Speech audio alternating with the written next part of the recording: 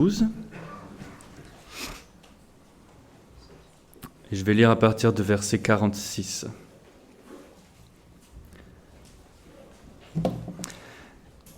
Comme Jésus s'adressait encore à la foule, voici sa mère et ses frères qui étaient dehors cherchèrent à lui parler. Quelqu'un lui dit : « Voici, ta mère et tes frères sont dehors, et ils cherchent à te parler. » Mais Jésus répondit à celui qui lui disait : « Qui est ma mère ? Qui sont mes frères ? » Puis étendant la main vers ses disciples, il dit : « Voici ma mère et mes frères, car quiconque fait la volonté de mon Père qui est dans les cieux, celui-là est mon frère, et ma sœur, et ma mère. » Donc, ce texte nous invite à nous poser une question, plusieurs questions. Premièrement, qu'est-ce qui définit un chrétien ? Qu'est-ce que c'est un chrétien ? Si quelqu'un vous demande c'est quoi un chrétien, qu'est-ce que vous répondez ? Est-ce que c'est quelqu'un qui va à l'église ? Est-ce que c'est quelqu'un qui est né dans une famille où les gens étaient déjà des chrétiens ? Dans certains pays, c'est comme ça, il y a des systèmes de caste, ça marche comme ça. Est-ce que c'est quelqu'un, quand il était un bébé, on lui a mis un peu d'eau dessus et puis quelqu'un a prononcé une parole, alors il est un chrétien ? Est-ce que c'est quelqu'un qui est allé une fois dans une conférence et puis il a prié avec les gens qui étaient là ? Mais du coup, il est un chrétien, peut-être. Est-ce que c'est quelqu'un qui vit dans un pays chrétien ou dans une tradition chrétienne ? On peut se poser ces questions-là parce que les exemples que je vous donne sont des choses que les gens pourraient répondre.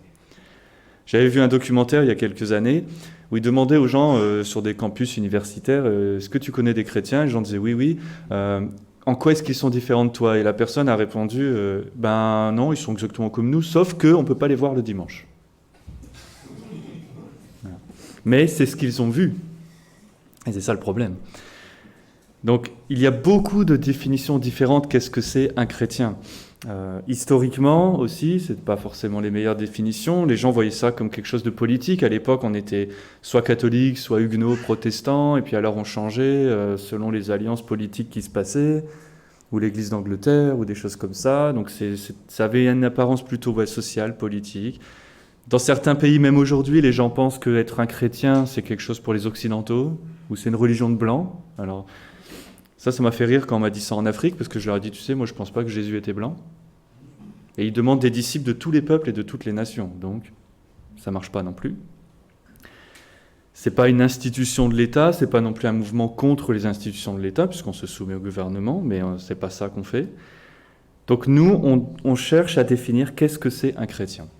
Et au milieu de toutes ces définitions, je pense que le plus sage, c'est d'aller voir ce que la parole dit, ce que le Seigneur lui-même dit, qui est un chrétien.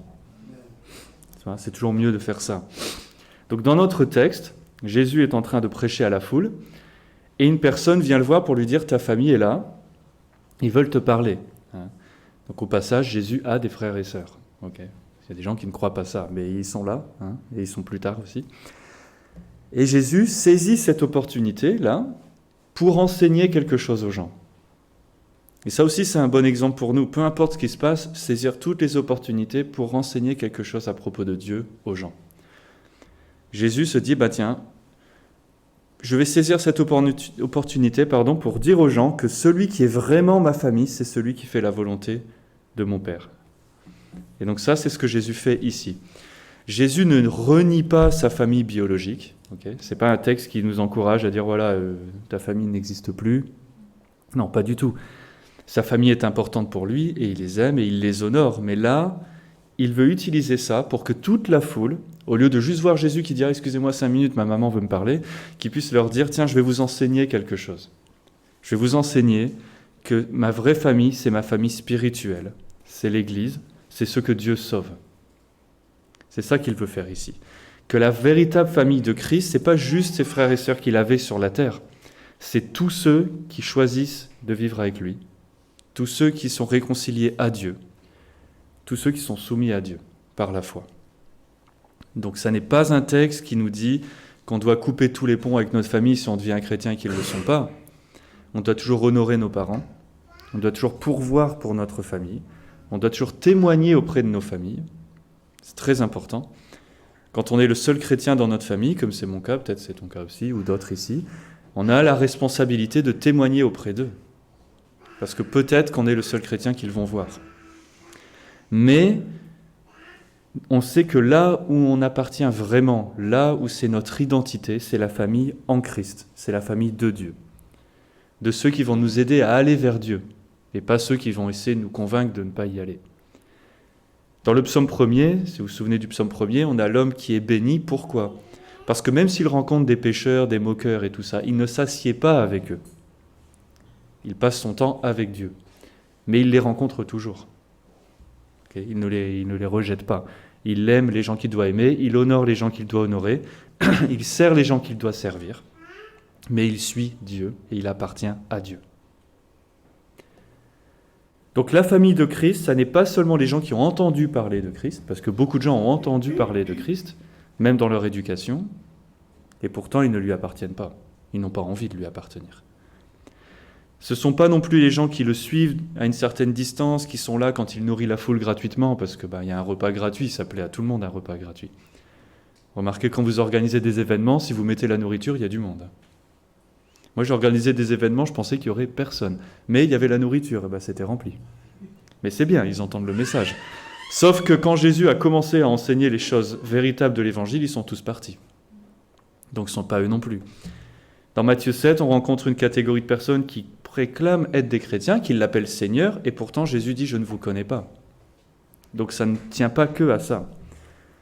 Mais ici, Jésus dit, on parle de personnes qui reçoivent le commandement de Dieu comme une chose bonne, qui acceptent d'être convaincus de leur péché par l'Esprit de Dieu, qui se repentent de ce péché et qui croient en Christ, et qui placent leur foi en lui, que reconnaissent que leur salut est assuré par ce que Christ a fait, et qu'ils ont besoin de Christ, et qui se soumettent à lui pour faire sa volonté. Comme on a lu tout à l'heure, le chrétien, c'est celui dont toute sa vie est là pour faire la volonté de Dieu. Et c'est ce que Jésus nous dit ici. Donc on parle de gens que l'Esprit a transformés, a sauvés, qui sont nés de nouveau, qui appartiennent à Dieu. Et ça, c'est très important de le comprendre, parce qu'il y a énormément de personnes, à cause de leur éducation ou de quelque chose dans leur expérience, qui sont trompées par l'ennemi. Que l'ennemi a fait croire, c'est bon, tu es un chrétien, alors que non. Mais maintenant qu'il en est convaincu, comment tu vas faire pour lui expliquer ? Ça va être plus compliqué. Quand Jésus dit « Vous m'appelez Seigneur, mais vous ne faites pas ce que je dis », il dit clairement là où ça tient. Est-ce que vraiment c'est dans ta vie, ça se voit, ou est-ce que juste on t'a convaincu de ça ? Et on a tous, je pense, rencontré des personnes qui ont été convaincues d'une manière ou d'une autre. Eux, ils sont des chrétiens, par leur famille ou leur naissance ou peu importe, et du coup ne vont même pas écouter si on leur partage l'Évangile. Parce qu'ils ont eu une mauvaise définition de ce que c'est l'Évangile. Ils ont une mauvaise définition de ce que c'est un chrétien. On m'a parlé d'un jeune homme récemment, et ça m'a attristé, il n'est pas en France, mais qui vit dans le monde complètement, qui un jour a eu un petit peu peur pour son éternité. Du coup, il est allé voir un pasteur, il lui a dit « J'aimerais être baptisé parce que je n'ai pas envie d'aller en enfer ». Le pasteur a dit « Oui, pas de problème », il lui a mis de l'eau, et il lui a prié pour lui, il l'a laissé repartir. Maintenant, cette personne ne sait toujours pas l'Évangile, il ne s'est toujours pas repenti de son péché, mais il pense dans sa conscience que tout va bien, et il est reparti dans le monde. Maintenant, sa famille m'a parlé de lui parce qu'ils m'ont dit « Ça va être beaucoup plus compliqué de lui partager l'Évangile maintenant. » Maintenant que quelqu'un lui a dit « C'est bon pour toi, parce que tu as reçu de l'eau. » Donc il faut se méfier de ça, de fausses définitions qui trompent les gens. Et l'ennemi veut tromper les gens pour qu'ils n'aillent pas à Christ. Mais aux Corinthiens, Paul dit « Testez-vous vous-même, examinez-vous vous-même, regardez à votre fruit pour voir si vous êtes vraiment dans la foi. » Donc le test, c'est pas est-ce que quelqu'un t'a dit quelque chose ou est-ce que tu as eu un certain rite ou une certaine éducation. Le test, c'est est-ce que tu vois le fruit de Dieu dans ta vie. Et c'est ça que Jésus nous demande de faire, de regarder notre fruit, c'est-à-dire ce que notre vie produit, ce qu'on fait, ce qu'on pense, ce qu'on désire, ce qu'on proclame, ce qu'on croit vraiment. Il ne nous dit pas « Regardez ce que vos parents étaient des chrétiens ». Tu as dit tout à l'heure « Dieu n'a pas de petits-enfants ». C'est bien si tes parents sont des chrétiens, c'est une bénédiction pour toi, mais ça ne veut pas dire que tu l'es non plus. Il faut que tu vois ce fruit. Il faut que tu repentes et que tu crois. Il ne dit pas « Regardez à votre éducation, regardez votre arrière-plan culturel », il ne parle jamais de ça. La plupart des gens à qui Jésus parle sont des juifs qui ont grandi dans le judaïsme, qui vont à la synagogue tout le temps, et pourtant, Jésus leur dit « Vous devez être nés de nouveau, vous devez vous repentir, vous devez venir à Dieu ». Et c'est pour ça que ça les offense principalement. Spurgeon disait que les chrétiens ne sont pas faits par leur éducation, mais par création. Dieu crée un chrétien. Dieu crée un cœur nouveau dans une personne et fait de cette personne son enfant. Maintenant, si ton éducation te mène à ça, super, gloire à Dieu. Mais ce n'est pas ça qui va le définir. Il faut être né de Dieu. Jean chapitre 3, on n'entre pas dans le royaume à moins d'être né de Dieu. Si vous connaissez George Whitefield, de nom peut-être, ouais. Grand évangéliste aux États-Unis, qui venait de l'Angleterre, qui est aux États-Unis, qui prêchait partout, beaucoup de gens se sont convertis. Dans tous ses sermons, il vraiment insistait énormément sur les gens en leur disant « il faut que vous soyez nés de nouveau », parce qu'il parlait à des gens qui ont grandi dans une culture qui se dit chrétienne, mais qui n'était pas nés de nouveau. Et c'était ça tout son ministère. Et il répétait tout le temps « vous devez être nés de nouveau tout le temps ». Et alors il y a une histoire un peu amusante. Un jour, une dame est allée le voir après le sermon, elle lui a dit « mais pourquoi est-ce que tu n'arrêtes pas de nous répéter qu'on doit être né de nouveau ?» Et il lui a répondu « Madame, c'est parce que tu dois être né de nouveau. » Parce que c'est nécessaire. Savoir que quelqu'un existe, ce n'est pas la même chose que d'avoir une relation personnelle avec cette personne. C'est très différent. Mon épouse, quand elle est là, elle vous donnerait son témoignage, elle vous dirait qu'elle a grandi dans un système religieux dans lequel elle savait que Jésus existait, mais elle a réalisé, je ne sais plus quelle elle est, mais passé ses 25 ans, qu'en fait, elle n'avait pas une relation avec ce Jésus. Et qu'elle n'avait jamais remarqué ça, qu'elle n'avait pas pensé à ça. La parole nous dit que même le diable et les démons, ils savent que Dieu existe. Ils le savent, pour eux, c'est sûr. Et pourtant, ils ne croient pas et ils tremblent. Donc ça ne suffit pas de savoir que Dieu existe. J'ai des amis qui m'ont dit « oui, moi je crois que Dieu existe ». C'est pas suffisant. C'est bien, mais c'est pas suffisant.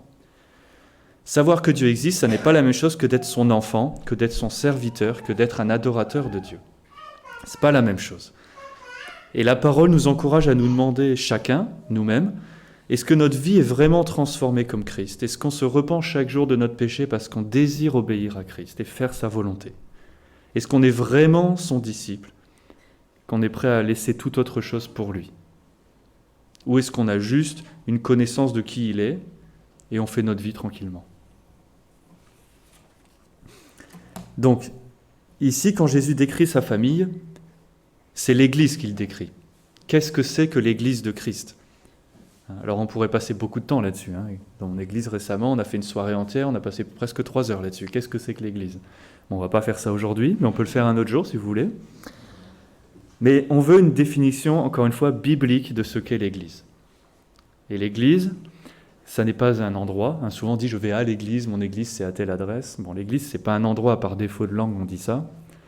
J'avais entendu un pasteur dire qu'on l'avait appelé en journée pour lui dire « où est votre église ?» Et il a répondu « à cette heure-ci, dans la semaine, un petit peu partout ». Parce que l'église, ce n'est pas un endroit, c'est le peuple de Dieu, ce sont des personnes.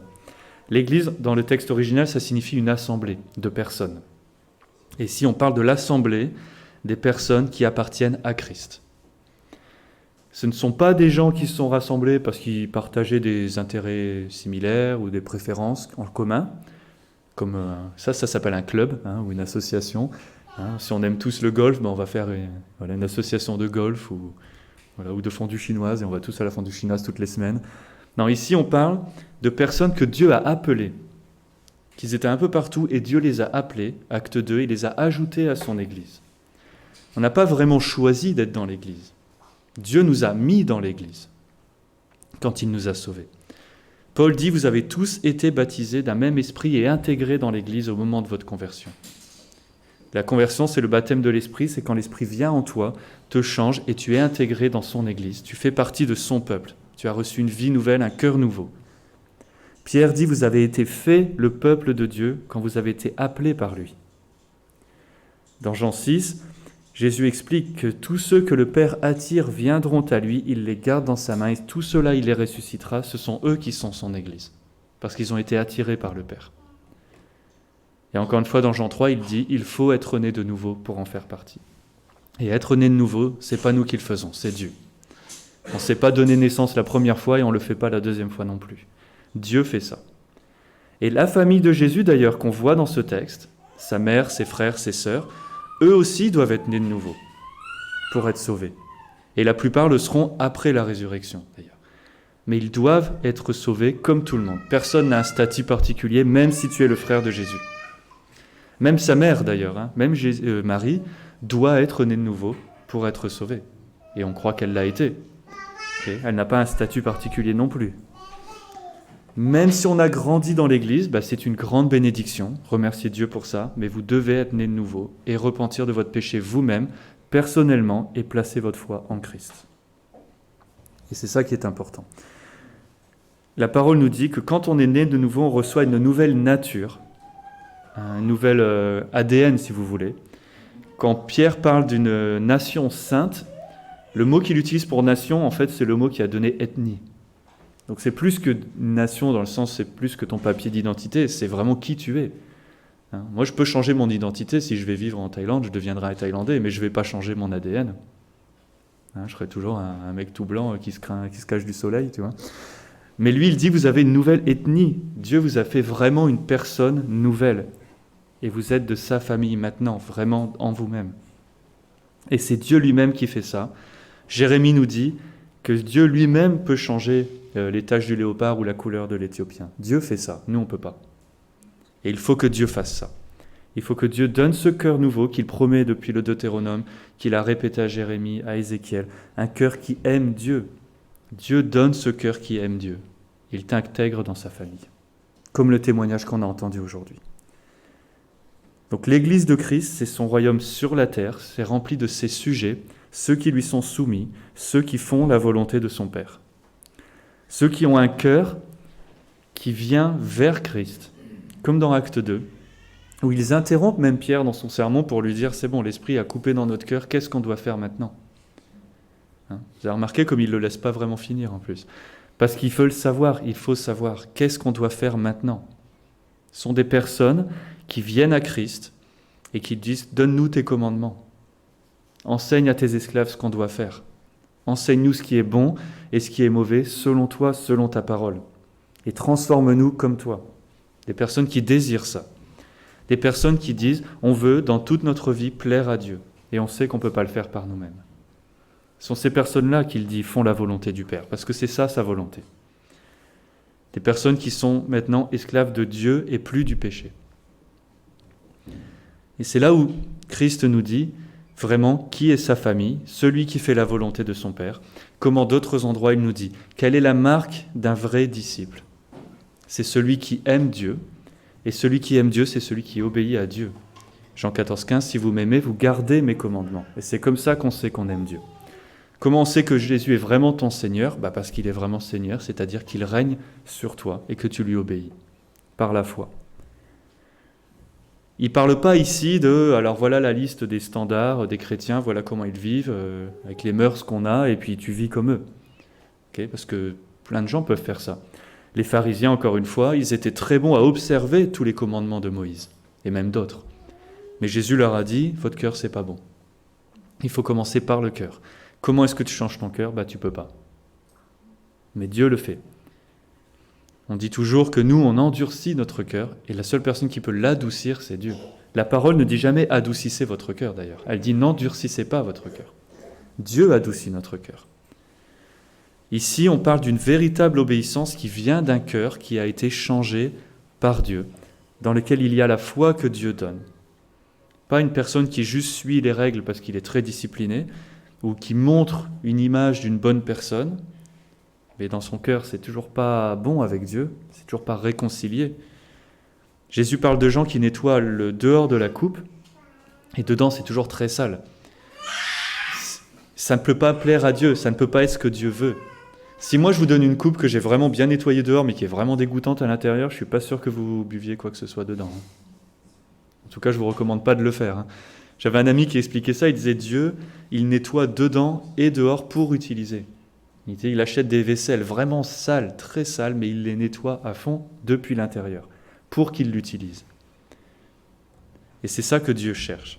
Et l'évangile, ça n'est pas, voilà la liste des choses à faire et à ne pas faire, et puis ça fait de toi un chrétien et tu mérites les choses. Ça, c'est pas l'évangile. L'évangile, c'est Christ t'a déjà donné ton salut. Il t'a déjà pardonné, réconcilié, et il te crée une nouvelle personne. Et il va t'accompagner dans cette sanctification, dans cette transformation, pour la gloire de Dieu. Ça, c'est l'évangile. Que tu as déjà reçu toute chose, et maintenant tu les travailles avec Christ. Et c'est pour ça que Christ a des commandements comme Matthieu 3,8, « Portez du fruit digne de la repentance ». Il faut porter du fruit. Si Dieu sauve une personne, cette personne porte du fruit. Parce que Dieu, quand il sauve une personne, elle ne reste pas dans son péché. Il ne sauve pas des gens pour les laisser dans leurs ténèbres. Il attire des ténèbres à sa lumière et il sauve ses enfants et il nettoie, purifie ses enfants. Et ça doit se voir dans notre vie, premièrement dans notre cœur. Dieu sauve ses enfants en nous rendant capables et volontaires de venir à lui, de se soumettre à lui et de rejeter toute autre chose. Et c'est ça que Dieu fait, et donc c'est ça que Dieu requiert et commande. Alors juste petite parenthèse, parfois quand on parle de ça, certaines personnes pensent « Oui, mais alors ça dépend, parce que Paul dit « Tu es sauvé par la foi seulement » et Jacques dit « Il faut que tu aies les œuvres ». Vous avez sûrement entendu parler de ça, qu'il y a un soi-disant débat entre Paul et Jacques qui ne seraient pas d'accord. Alors déjà, c'est pas possible, parce qu'ils sont tous les deux dans la Bible, et toute la Bible est inspirée par l'Esprit de Dieu. Et c'est Dieu l'auteur. Dieu ne se contredit pas. Dieu ne va pas dire une chose à Paul et une autre à Jacques. Okay. Non, en fait, ils disent la même chose, sauf qu'ils n'adressent pas du même angle cette même chose. Amen. Paul dit, c'est la foi seule qui te sauve, avant que tu ne fasses quoi que ce soit. Il n'y a pas fait des œuvres et comme ça Dieu te reçoit. Non, Dieu est venu à toi, et il t'a sauvé, et il t'a donné la foi, et tu n'as rien fait pour ça parce que tu étais mort. Maintenant, une fois que ça c'est fait, tu dois porter du fruit pour prouver que ça a vraiment été fait. Et si ça a vraiment été fait, tu vas porter du fruit pour glorifier Dieu avec ça. Et donc il doit y avoir des œuvres, mais en conséquence du salut que Dieu t'a donné, jamais avant. Donc les deux sont vrais, c'est juste, il y en a un qui se place avant ta conversion et l'autre après. Et ils sont très clairs avec ça. Éphésiens 2, vous êtes sauvés par la grâce au moyen de la foi, ça n'est pas de vous, pas vos œuvres, personne ne se glorifie, mais vous êtes sauvés pour de bonnes œuvres que Dieu a préparées à l'avance. Et ces bonnes œuvres doivent être là, pour la gloire de Dieu. Sinon, on va dire, comme Jacques dit, chapitre 2, vous prétendez avoir la foi, ben c'est bien, mais tout le monde peut dire ça. Montre-moi ce que fait ta foi dans ta vie. Parce que beaucoup de gens peuvent dire j'ai la foi, les gens appellent Jésus Seigneur et dans leur vie il n'y a rien. C'est pour ça qu'il dit ça. Et les deux prennent l'exemple d'Abraham. Abraham qui est l'exemple premier de la foi. Abraham, il n'a rien fait pour venir vers Dieu et mériter d'être sauvé. Abraham, il était dans son pays, il adorait la lune avec les autres, et Dieu est venu le voir et l'a appelé à lui. Il lui a dit « Je ferai de toi le père d'une grande multitude et tu vas me servir et je t'envoie là-bas. » Et il est parti par la foi. Et par la foi, il a construit un autel devant toute sa famille pour Dieu, alors que ça ne se faisait pas du tout dans sa culture. Mais il a loué Dieu en public. Et la parole nous dit, quand il a obéi à Dieu en le suivant, en le louant en public comme ça, en dédiant sa vie à lui, c'était l'œuvre qui a prouvé sa foi. Parce que quand on voit ça, les gens se sont dit, ok, il y a quelque chose qui s'est passé chez Abraham. On le voit à cause de ce qu'il fait. Ces œuvres étaient le signe de la foi qui est en lui qu'on ne peut pas voir. C'était le fruit qui montre qu'il y a des racines nouvelles, qu'on ne voit pas ces racines-là. Et c'est pour ça qu'ils utilisent cet exemple. Et qu'il nous dit à nous, regarde le fruit dans ta vie, pour être assuré qu'il y a des racines en dessous de toi, que tu ne les vois pas. Donc c'est par la foi seule, afin que Dieu produise des œuvres par nous, pour sa gloire, pour notre assurance, pour le témoignage. Dans certains systèmes, les gens ont créé un système de le salut, c'est par la foi plus des œuvres. Non. Et non, pourquoi ? Parce que déjà, ça n'a aucun sens. Parce que si le salut est don, ça ne peut pas être en même temps une récompense. Okay ? Si je te donne un cadeau, ce n'est pas une récompense. Et si je te donne une récompense, tu l'as mérité, ce n'est pas un cadeau. Ça ne peut pas être les deux, ça n'a aucun sens. Et la parole est très claire, c'est le don de Dieu. Et on ne le mérite pas, c'est par la grâce. Si on mérite quoi que ce soit, c'est plus de la grâce. Et donc dans Jean chapitre 14 encore, Jésus dit « Si vous m'aimez, vous garderez mes commandements. » Parce que c'est ça que fait une personne qui est née de nouveau. Il n'y a pas d'autre moyen. Jésus n'a pas dit « Ça peut être comme ça pour certains et pour d'autres, pas forcément. » Dans le XXe siècle, en Occident, il y a eu ce concept qui a été créé de certains chrétiens obéissent à Christ, d'autres non, mais c'est pas grave, ils sont tous sauvés. La parole dit non, si tu ne vois aucun fruit dans leur vie, va les prévenir de ça. Parce que c'est pas bon. Et si on dit non, mais c'est pas grave, laisse-les tranquilles, tout va bien, déjà c'est pas la parole, et en plus c'est pas comme ça que tu aimes les gens. Tu vas prévenir les gens en leur disant, regarde ton fruit, et remets-toi en question, pour t'assurer que tu es dans la foi. Paul dit, à moins que tu ne faillisses au test. Beaucoup de gens prétendent être des chrétiens, mais ils n'ont jamais ouvert leur Bible. Ils ne savent même pas qui Dieu est, ce qu'il demande, ce qu'il a fait, comment ils doivent vivre, parce qu'ils n'ont pas été voir. Ils n'ont pas ce désir d'aller chercher. Spurgeon encore disait que dans certaines familles, il y a une Bible dans leur maison, que personne ne l'ouvrait, elle est remplie de poussière tellement que tu peux prendre ton doigt et écrire damnation dessus. Et malheureusement, c'est vrai, je suis allé dans des familles où je me suis rendu compte, ils ne connaissaient rien. Même les personnes de la Bible, ils ne savaient pas qui c'était, et pourtant il y avait une grosse Bible rouge énorme sur le buffet de leur salon. Et je leur ai dit, tu sais, tu peux lire ça, tout est dedans. Ils m'ont dit, ouais, non, ouais, bon. Bah, ils l'ont toujours pas fait. Mais je prie qu'ils le fassent. Si on ignore les commandements de Dieu, on ne peut pas le connaître. On ne peut pas faire sa volonté. On ne peut pas le représenter. On n'est pas dans cette catégorie, puisque Jésus dit, ils font la volonté de mon Père, ça commence par la connaître. Et c'est ça qui fait que beaucoup de gens, que nous avons rencontrés aussi, nous disent « Oui, l'Église, ouais, voilà, parce que ce sont tous des hypocrites, ils sont pareils que les gens de dehors, sauf qu'ils prétendent être autre chose. » Et à cause de ça, ils s'éloignent de l'Église et ils s'éloignent de Dieu. Ils sont venus une fois voir, et puis c'est ça qu'ils ont vu. Ils ont vu des gens qui professent une certaine chose, mais qui ne le vivent pas. Et malheureusement, qu'est-ce qu'on peut leur répondre à ces gens-là ? Moi, honnêtement, la première fois que ça m'est arrivé, je n'ai pas su quoi lui dire. Je lui ai dit que j'étais désolé qu'il ait vu ça. C'est parce que ce sont des gens qui disent « Oui, nous sommes des chrétiens, mais on ne sait pas ce que Dieu dit. On est des chrétiens, mais on ne fait pas sa volonté, on fait la nôtre. » C'est comme dire à nos parents quand on était petits « Oui, maman, je vais ranger ma chambre, puis en fait, on ne le fait pas du tout. » quoi. C'est comme dire « Tiens, je vais aller à l'école tout le temps, mais en fait, j'écoute pas ce qu'il dit le professeur, j'apprends rien. » Comme promettre à votre patron « Je serai au travail tous les jours, mais je vais rien faire. » Je ne suis pas sûr qu'il soit satisfait avec ça. Hein. Je pense même qu'il va vous dire « Écoute, viens pas. Hein, » Ça sert à rien, quoi. Hein. Si vous avez un abonnement à la gym et que vous y allez pour jouer avec votre téléphone, parce qu'on voit les gens comme ça à la gym, vous savez, jouer avec leur téléphone tout le temps, ils font rien. Mais il y a des gens comme ça, et il faut les aider et prier pour eux qu'ils aient ce désir de se dire, est-ce que ma vie est vraiment comme l'Écriture le dit ? Qu'est-ce que dit vraiment l'Écriture déjà ? Si tu prétends être un chrétien, la parole nous dit, tu dois le prouver avec ta vie. Ça doit se voir dans ta vie. Les arbres qui ne portent pas de fruits, Jésus dit qu'il coupe les branches et il les met dans le feu parce qu'ils ne servent à rien. Mais tous les arbres que Dieu a plantés, ceux-là portent tous du fruit. Parce que Dieu, il plante de bons arbres. Et il en prend soin. Et il les taille, il les élague et il porte du fruit. Donc comment est-ce qu'on sait qu'on appartient à cette famille de Christ ? Comment est-ce qu'on sait qu'on est sauvé ? Parce qu'on a ce désir en nous de connaître Dieu et de faire sa volonté. Et il faut qu'on trouve ce désir en nous. Ça ne veut pas dire qu'on est parfait tout le temps, ce n'est pas une question de perfection, mais d'être dans la bonne direction. Encore une fois, les disciples, dans les évangiles, ils n'ont pas tout fait parfaitement du tout. Jésus passe son temps à les reprendre. À la fin de son ministère, il leur dit « Mais combien de temps je vais devoir encore vous supporter ?» Chaque fois, ça me fait un peu mal quand je lis ça, mais c'est vrai. Mais pourtant, quand Jésus prie, dans Jean 17, il dit « Ceux-là, ils ont gardé tes commandements. » Ils ont failli tout le temps. Oui, mais ils avaient ce désir en eux. Et quand ils ratent quelque chose, quand ils ont des manquements, quand ils pêchent, ils sont vraiment attristés par ça et ils se repentent. Et ils confessent à Dieu. Parce qu'ils désirent vraiment vivre avec lui. Pierre, dans son épître, il dit que nous sommes sauvés pour l'obéissance à Christ, pour le service à Christ. On n'est pas sauvés pour avoir une conscience tranquille et faire ce qu'on veut. On n'est pas sauvés pour demander à Dieu de toutes les choses qui nous passent par la tête, qu'on a envie, les choses du monde, qu'on les ait. On est sauvé pour être libéré des choses du monde et servir Christ, faire sa volonté et pas la nôtre. On est sauvé pour mourir à soi-même et vivre pour lui. Et quand on fait ça, ça doit se voir. Et ça porte un témoignage.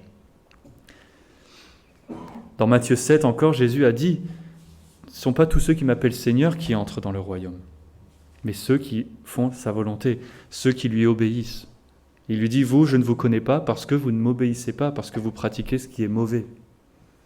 Parce que leurs désirs et leurs actions sont leur chair. Et pas ce que Dieu dit. » Ici, il parle de gens qui sont soumis à Christ, qui reconnaissent qu'il est leur sauveur et leur Seigneur. On est sauvé quand on confesse que Christ est Seigneur, quand on se place sous lui, quand on reconnaît sa voix et qu'on écoute ce qu'il nous dit. Le vrai chrétien, c'est celui qui a été acheté, racheté par Dieu, qui lui appartient, qui est son esclave, la parole nous dit. Quand tu es l'esclave de quelqu'un, il t'a acheté quelque part, il te mène dans sa maison, il te présente toutes les choses, il t'explique ta mission, et maintenant tu le sers. Et tu vis avec lui. Une personne qui vit dans une autre maison et qui sert quelqu'un d'autre et qui prétend être l'esclave du premier, ça n'a aucun sens. Et Jésus dit, on ne peut pas être l'esclave de 2 personnes, il faut choisir. Des personnes qui servent Dieu avec toute leur vie, et on l'a lu dans Romains 12 tout à l'heure, que c'est notre culte raisonnable, c'est la moindre des choses, c'est la première chose qui arrive quand on est sauvé, le désir de vouloir obéir à Christ. Pas juste de dire certaines choses, et on ne les croit pas vraiment, pas juste de venir à l'église, et puis voilà, on est venu, puis c'est tout. Même de réciter le Notre Père de temps en temps, mais sans vraiment méditer et appliquer ce que ça contient. Okay. Surtout sa volonté, son royaume. Non, on demande une vraie repentance, un vrai changement de vie, l'application de l'Évangile dans notre vie. Que tout ce que la parole dit, on le veut dans notre vie, on le cherche dans notre vie. C'est-à-dire qu'on ne vit plus pour nous-mêmes, c'est plus nous qui décidons, oui, moi je pense que c'est bien comme ci, c'est bien comme ça, j'ai envie de faire ci ou ça. On dit à Dieu, voilà ce que moi je voudrais, mais que ta volonté soit faite. Amen. Et si ça veut dire qu'on abandonne nos plans, on le fait et on est content de le faire. Parce que la volonté de Dieu, elle est parfaite, la nôtre, elle ne l'est pas. À chaque fois qu'on prie, si on prie ce que Dieu nous commande dans la parole, on est sûr, c'est bien et Dieu va le faire. Si on prie les choses que nous on pense, on a le droit, mais on doit être ouvert à, peut-être Dieu va dire non, et s'il dit non, c'est parce qu'il a quelque chose de mieux, et que ce n'était pas la meilleure idée. Et on doit être prêt à ça. Mais de ne pas insister notre volonté, notre manière de faire, notre péché finalement, et de compromettre ce que Dieu dit parce qu'on veut ce que nous on veut. Et de faire attention à ça, parce que ça arrive subtilement et on doit être sur nos gardes. On doit voir des gens qui pardonnent vraiment, des gens qui s'aiment vraiment entre eux, pas en apparence et puis en fait dans le dos, voilà. Des gens qui s'abstiennent de leurs désirs mauvais, parce qu'ils reconnaissent que c'est mauvais, parce que Dieu l'a dit simplement. Parfois les gens disent, mais pourquoi tu dis ça, c'est mauvais, où est le problème? Même si tu ne sais pas, si Dieu a dit c'est mauvais, parce que c'est ça la foi. Si Dieu dit quelque chose, on le croit. Des gens qui sont prêts à tout sacrifier pour Christ, qui ne font pas juste que le chanter, mais qui le font vraiment, qui sont prêts à le faire, qui cherchent son royaume en premier. Sinon, si les gens ne font pas ça, peu importe ce qu'ils professent, ce sont des gens qui ne connaissent pas le berger, qui n'entendent pas sa voix. Et Jésus passe son temps à dire, même dans l'Apocalypse, celui qui a des oreilles entende. Que celui qui comprend ces choses-là, celui-là appartient à Dieu, qu'il mette en pratique ces choses-là. Et c'est celui qui les met en pratique et qui persévère jusqu'à la fin qui est sauvé. Donc ça, c'est vraiment un appel de Christ à nous tous et à toute personne, pas à se réformer soi-même avec nos propres forces, pas à regarder ça et dire, je vais faire ça, et du coup je vais mériter quelque chose. On n'est pas là pour négocier avec Dieu. Et on n'est pas là pour forcer des apparences, pour essayer de prétendre quelque chose, mais de venir honnêtement devant Dieu, qui connaît ton cœur, qui voit même plus profond que toi tu vois, et lui supplier de te changer de l'intérieur, de tout ce qui ne va pas, et d'être dans cette relation constante, de venir à Dieu pour qu'il continue de nous changer, de l'intérieur vers l'extérieur, et que lui soit glorifié. Parce que tous seront autour de nous, comme quand Paul dit à Timothée que tout le monde voit ton progrès. Et comment est-ce qu'on voit ton progrès? Parce qu'on sait comment tu étais nul avant et qu'on voit les bonnes choses maintenant. Si Timothée, il n'avait jamais été honnête et qu'il était toujours tout bien, il ne peut pas montrer son progrès, il ne donne pas gloire à Dieu. Mais si on sait avec quoi il lutte et qu'on voit ses victoires ensuite, on sait que c'est Dieu qui l'a fait. Et c'est ça le but.